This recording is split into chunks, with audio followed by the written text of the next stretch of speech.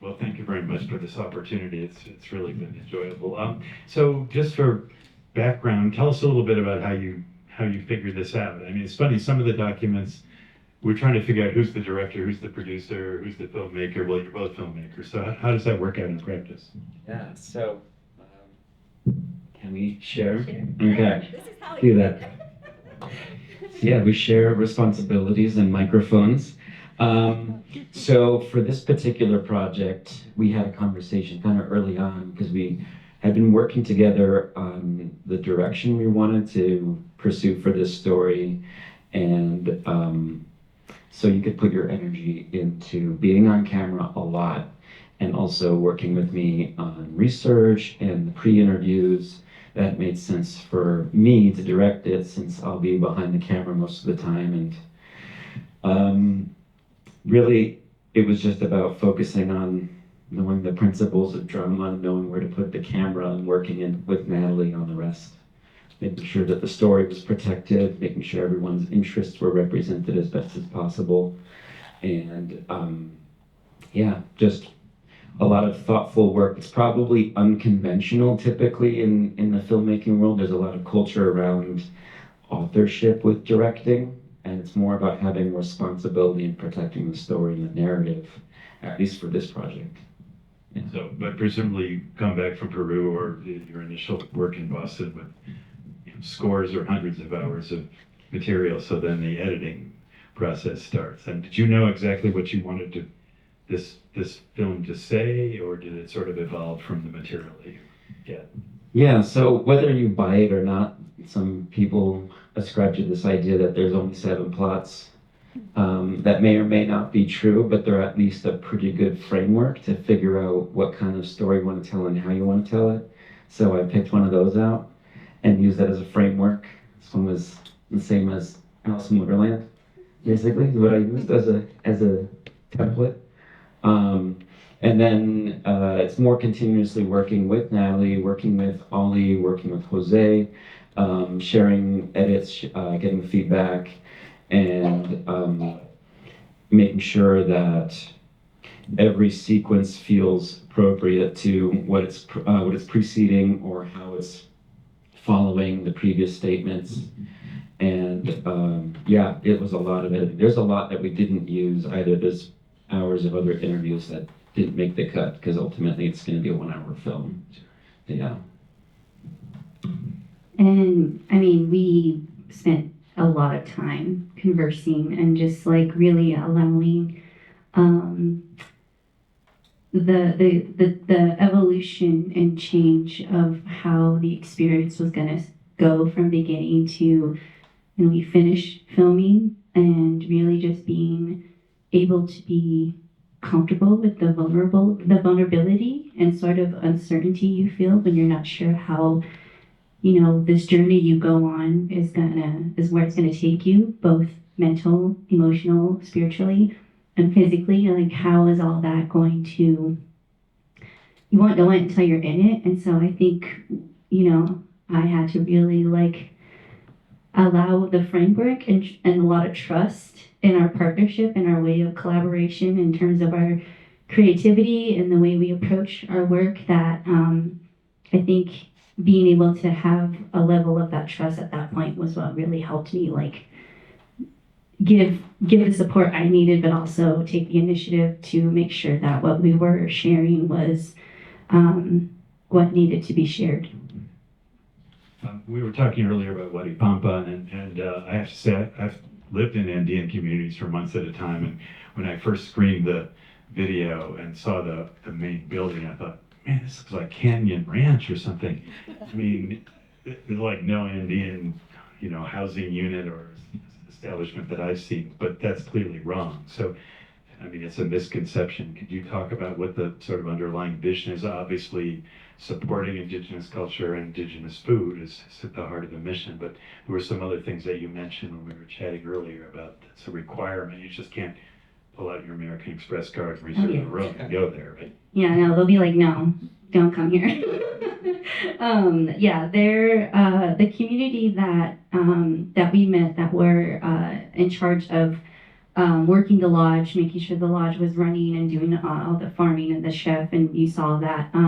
Their biggest, they want and take a lot of joy in sharing their culture, but they also really want people who are visiting to understand the nature of reciprocity, which is something you don't see very often when it comes to when you're visiting or you're taking a vacation. A lot of times, for example, if you think of the situation in Hawaii, where people have been using up resources and there's really no sense of reciprocity to the native people of Hawaii, whereas in this case, the community of Waipampa requires you to do an exchange of some sort, whether that is you are exchanging a skill, you are sharing knowledge, you are doing, in my case, I taught them how to make blue cornush. So, and because that's literally the only thing I know how to make, that's good. And so I was like, yes, I can share this knowledge and I can share some stories that I know. And so it's really about an exchange of sorts. So it's not just, you're not going there just to use the resources, to take part in the beauty of the land and the culture, but how can you also offer something to them that it's not just a one-sided deal or a transactional deal. To turn back to food issues, I noticed at the beginning of the film and then later on in the Pachamanca scene, they were cooking tubers, and I'm pretty sure it was oyuco, and there are these virtually unknown Andean tubers that are part of Trujillo that were domesticated in the Andes, but have very little uptake in Peru's urban areas. So how does a project like the Waripampa one help to preserve those crops that just don't seem to make it into the mainstream? Whereas, and then the opposite problem is the crop or the food products that do make it into the mainstream and get commercialized in places like Santa Fe. I mean, did you speak to those issues or think about how you might speak to those issues? Well, that's a whole nother movie.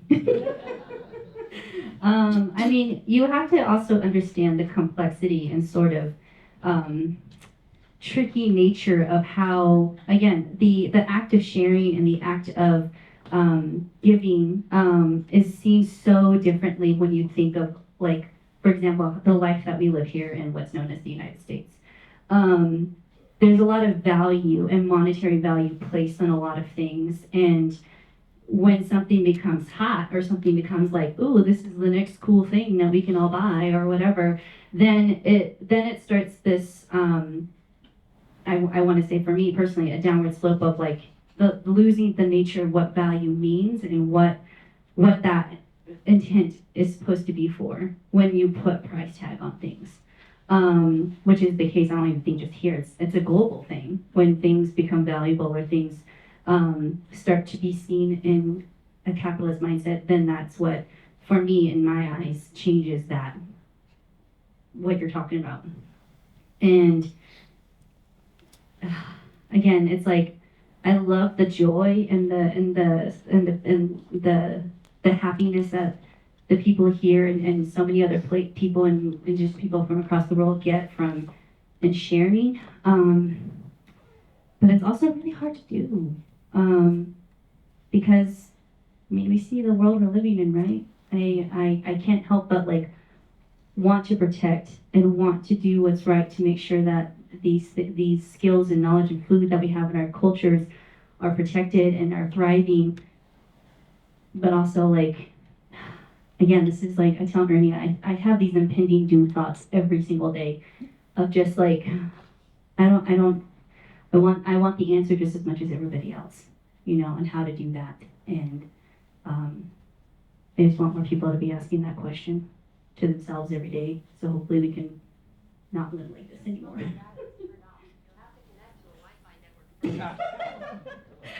Sorry. Yeah, actually, I can make observation that some of the surrounding farms have kind of felt the pressure to really increase mass production of products that we're very familiar with now, like quinoa, which almost maybe is too accessible in some ways. I would say by my observation here, like it's way too casually accessible here. When you think of the dichotomy of how inaccessible it is to the communities who are working so hard to grow it for us so we can get it in fast food or a higher end fast food package at like a coffee shop or something like that. And the lodge is a part of a movement, which I avoided this language. I've thought about maybe for the narration doing this, I avoided the language just because it's kind of buzzwords and maybe it'll be stale in 2 years or something. But there's this slow food movement that's gaining popularity globally.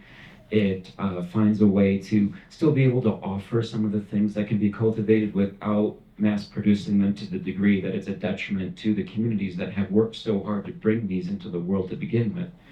And the same goes for the lodge. It's part of a slow tourism movement. There's only 8 rooms in the lodge. It's not easy to get to. Its model is not dissimilar to things like ayahuasca centers in Peru. There's no amount of money that can convert this into a transactional experience. It's something that has to have a lot of thought behind it, a lot of intention behind it, and how can you again, participate in reciprocity while also being very mindful of your impact, both on a natural environment standpoint, but also culturally. So it's how do we still get to be able to do things like share, but how do we make sure we're not taking it too far, that it's becoming harmful? Well, there also seem to be cultural preferences that affect uptake in other places. I was noticing you didn't see people eating guinea pigs, which is a traditional food in the Andes. Yeah, we had some Kui footage at the beginning, so we did feature it a little bit, and we actually we were invited by Ali's family for a meal because that's one of their cultural practices is to open up their home, and again there was a reciprocity factor with that too, which included really limiting how much filming we were doing during that, and be present. Don't turn this into an opportunity to make a scene for your movie. Be with us, converse with us, exchange with us. Enjoy what we've worked really hard to create and share with you. So it got a little bit of a clip at the beginning, but it was really also focusing specifically on the kinds of foods that the lodge was trying to rescue. Yeah. I had a professor in graduate school who's Peruvian, and every year he'd have a Peruvian meal for the graduate students. And he'd go to the local pet store to buy 3 or 4 guinea pigs. And after like year 3, the checkout guy said, "Gee, Professor Pisancho, you really like guinea pigs." I said, "Well, they're excellent when you roast them." This is not a grocery store. For the non-fates part, if it's an emotional connection issue, I can't help you with that. But if it's a taste thing, it's kind of like a turkey leg, if you're familiar with that. So yeah. Yeah, and they also leave the bones in there too. So like it's literally like Yeah. they prepared that when we first went to Ollie's house, so we had a chance to partake in that as well. We didn't show it though. Yeah, one traditional Andean cultivar that you probably didn't see because it's for the highest altitude crop in the world. Actually, it's called Maca. I don't know whether you heard about it, but it's Lepidium. It's in the mustard family, and it's considered historically as an aphrodisiac. And when I was working with an archaeology crew at about 14,000 feet, we had our landlady cook it one night, but she served it, said, "Lock the door, the gringos are going to be on the prowl tonight." But I noticed that that maca has appeared now as in the natural food market as a kind of sexual aid. Now. Yeah. It's really interesting. So it's highly selective, adoption of some of these traditional crops. It's a very dramatic to see people harvest these tiny little tubers that grow just close to the ground under a rosette. Anyway, maybe we should take some questions from the crowd. Now you're going to have to. I can't see very well because of the lighting, so you're going to have to really hold up your hands. And yes, sir. Oh, ma'am. Sorry. See, you can tell how well I can see. That's right. It's really probably, 2 parts. First, it was interesting how much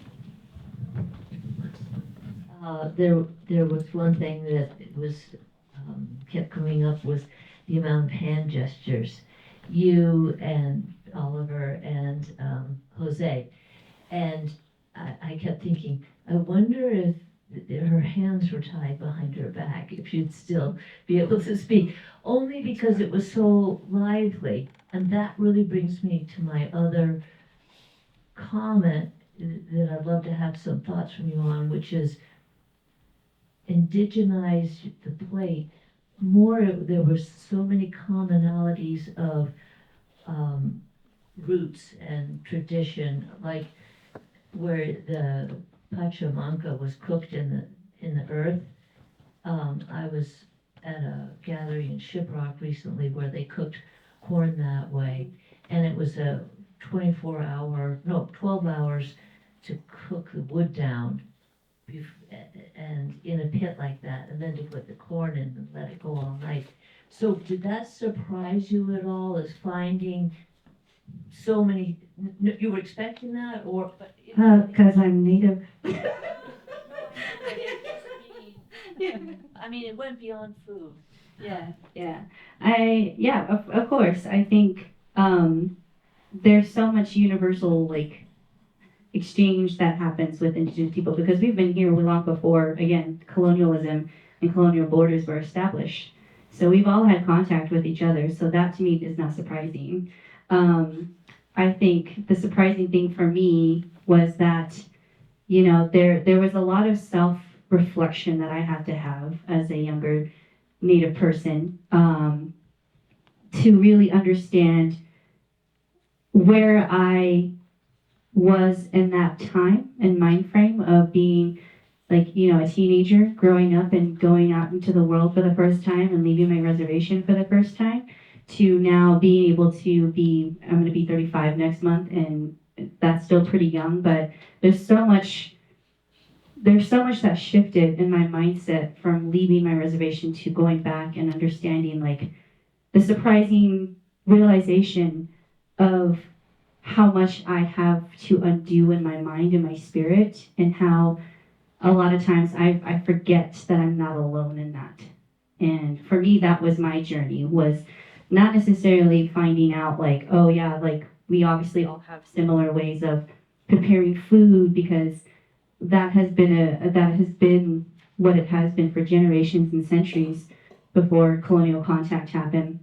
But really it was understanding and coming back to myself and who I am as a Diné woman and how I wanted to move forward in life from that point. So yeah, I'm not sure if that answered your question, but Yes. As a linguist, I'm really fascinated about the scene between you, Natalie, and Ali, and how you and the Diné and the Quechua, and it seems so spontaneous. Not that there was an interpretation between that. I'd like to know how that was done. I loved that scene. yeah, no, that was something that we both had talked about before we started filming. We were like, it would be really cool to see two young indigenous people speaking their language with no colonial language present. And like, is that something that we could make happen? And so we strived to make sure, like, I obviously had to translate the questions into Diné, and thankfully we had someone, being able to help translate so that way I could understand what Ollie was saying and he could understand what I was saying. But that was really just like my want and need to see two young Native people speaking their traditional languages as opposed to English or Spanish or any other colonial language. Because I really wanted also young Navajo people, Diné people, to see that it is okay to try and struggle to speak your language, because if you don't do that, then we're not going to be able to have our language around in the next couple of years. And yeah, it was really amazing. I mean, I was very emotionally impacted by Ollie because he was speaking like he took no time to like speak in his language, and I think that's why I emotionally reacted a lot more than I thought I was going to, because I thought, wow, I would so love this for myself and other people in my community to know how to do that, because there's a lot of pain and struggle that comes with that feeling. See, because there's so much weight and meaning in the words that we speak that English has no capability of even translating to. And I think in that moment when I was hearing him speak to me, I could feel it, even though I couldn't understand what he was saying in that moment. And I just want young Diné people from my community to know that it's okay to try and stumble and struggle and have a hard time trying to think of the words, but to just do that because we need to, or else we're going to be in a tough spot in the next 20, 30 years, you know? So yeah, I'm glad you appreciated it.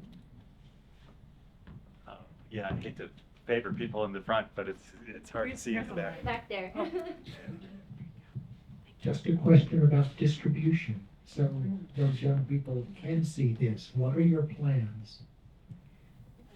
Sure, yeah. I've been interfacing with the distributors more than anyone, I'd say. So we are pleased to share that we've been working with American Public Television to have a national broadcast of the film across PBS. And the distribution agreement will also include streaming. So if you're familiar with PBS Passport, so it'd also be, in case you don't have access to broadcast or the timing, you can always watch it on streaming. And it'll be available for the next 4 years with PBS. So you have plenty of time to see it again. We're also planning a roadshow tour where we're partnering with like organizations who work in food sustainability. We're looking into having a festival of some sort back on the Navajo Nation so that we're working with organizations there who are doing this kind of work. And we want to do that in every stop of the roadshow tour. So it's not just come see a film, but also here are the people in your community who are doing this work that you can support. So that way at the end of the film, you're not, you know, if you want to take action and you want to know how you can get involved, then the community impact work is there for you to have a start. So. All right, why don't we end with that? If you have questions and want to talk to the filmmakers, stay behind. This is Way over there, way over there. Yeah, I'm sorry to interrupt for asking one last further question. Well, all right, fire away. But since I'm here, I may as well. I guess I have a question for everybody. I think with the cinematography, there were some wonderful choices, so congratulations on your work with the cinematography. And the close tracking was what I was curious about and why you chose, or why Natalie chose, why Natalie was chosen as the closest subject. But then I guess the question I had for Natalie is whether, I mean, when speaking of indigenous foodways, it's such a broad topic category and can be used and misused, I think, as well. There's been films or a movement towards this sort of thing. I wonder if there's a kind of, to use a strange word, a kinship that you feel with the Hispanic communities that sit across the divide, we could call it, and how maybe being part of this film affected that kind of self theorizing or recognizing. Yeah, so I think we intertwined my journey because I wanted to showcase as you said, you talked about a divide, right? There's been a lot of divide for a really long time because of things like colonial borders, governments deciding, you know, this is what it is here, what it is there. That I wanted to showcase the bridging of two cultures from two different parts of the world who share similar challenges, but also as a way to mend and heal the divide that you're talking about. And this, to me, is, of course, it's just in my eyes and in my experience, but really that notion of healing is really like what my main driving force of any stories that I share or create is the forefront of anything that I decide to do or move forward with a project. And so, you know, for when we were first brainstorming, like, okay, like how can I showcase this kinship of two indigenous peoples from two different parts of the world, and how coming together really is how, as Jose beautifully put it, how we rescue each other in that way. And I totally think there's space to collectively figure out how we can heal those divides, because in this case, it's going to take everyone to heal what's going on right now with our earth, with our food, our water. And if anything, this experience taught me that, first off, I'm not alone in that, but also it's like we can't do it alone, and that we need each other. And I also speak a lot about the bravery to be vulnerable with that.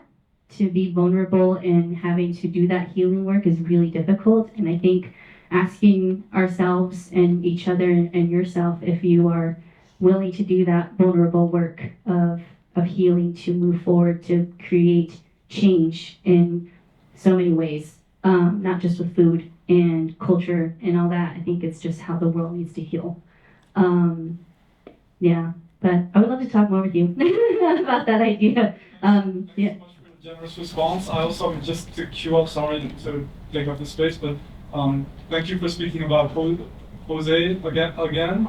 And I also just kind of wonder, strangely, how he was affected by seeing things in a different perspective, because he seems also to be a wonderful presence that grew in the film. Yeah, no. I mean, we had so much footage of me and Jose just talking, and really, he also learned a lot. He shared with me towards the end of the filming that he was aware of all the things that he was doing, but he also was really aware of how much this work is beyond him, and how he has such a small part in it. And I, was really appreciative on how, again, candid and honest he was about things with me. And I mean, we could do a whole film just about Jose, because that guy's so funny. And he's so, he's got such a great energy, that he was such a great connector that connected me to Ollie and connected me to the people in Huaripampa, and also knew when he had to step out, which is, again, a difficult thing to do sometimes. And he does it with such generosity and care. If you want to answer that. Yeah, I'll be brief. I'll just say that, yeah, Jose's had a personal journey with sustainability. We didn't include this in the film itself, but he was trying to look for ways in his restaurant to keep costs low and divert as much of those resources towards taking care of his employees and the quality of the cuisine and what he's offering to the customers, and finding solutions to reduce their carbon footprint of the restaurant was actually saving money. And then that kind of got him spinning on different ways to recognize how far-reaching sustainability can go. He and I produced a documentary about 12 years ago now about farm workers in Florida, the Coalition of Immokalee Workers. And it was all about the work that they've done to raise the living wage, improve working conditions, and really recognize the human experience in the conversation of sustainability. You can't really make the case of sustainable food if you're exploiting the workers who are bringing it to the table. And so that's where a lot of his journey came to, that eventually led to him being a facilitator to help the lodge come to fruition. Yeah. Well, please join me in thanking Natalie